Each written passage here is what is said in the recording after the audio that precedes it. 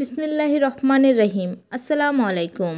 আজকে আলোচনা করব সন্তানের প্রতি মা বাবার 10টি কর্তব্য।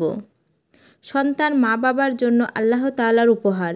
ছেলেমেয়েরা মা বাবার চোখের শীতলতা এবং হৃদয়ের প্রশান্তির কারণ।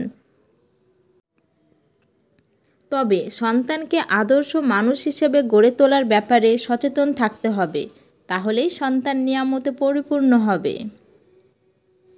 সন্তান লালন পালনে ইসলামে যেসব শিষ্টাচারের প্রতি লক্ষ্য রাখার কথা বলা হয়েছে তা থেকে গুরুত্বপূর্ণ 10টি শিষ্টাচার কথা এখানে তুলে ধরা হলো। নাম্বার 1, জন্মের পরপরই মৃদু স্বরে ডান কানে আজান ও বাম কানে একামত দেওয়া। নাম্বার 2, সুন্দর নাম রাখা। নাম্বার 3, ছেলে সন্তানের জন্য 2টি এবং মেয়ে সন্তানের জন্য 1টি ছাগল আকিকা করা। নাম্বার 4, শিশুকে পুরো 2 বছর বুকের দুধ পান করানো।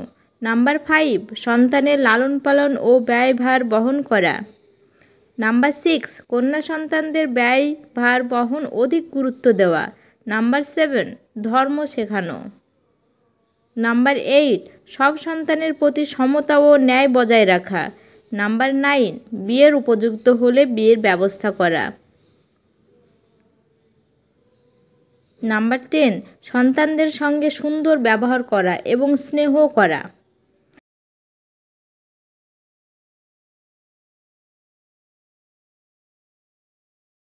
সন্তানদের লালন পালনে কোনো ধরনের অবহেলা কাম্য নয়। মা বাবার একটু অবহেলা সন্তানের সর্বনাশ করতে পারে।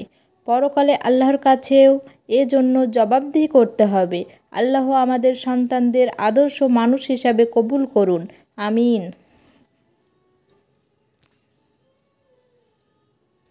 এরকম ভিডিও দেখতে আমার চ্যানেলটি সাবস্ক্রাইব করে পাশে থাকবেন।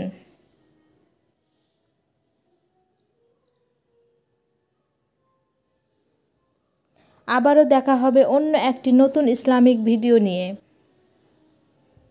খোদা হাফেজ।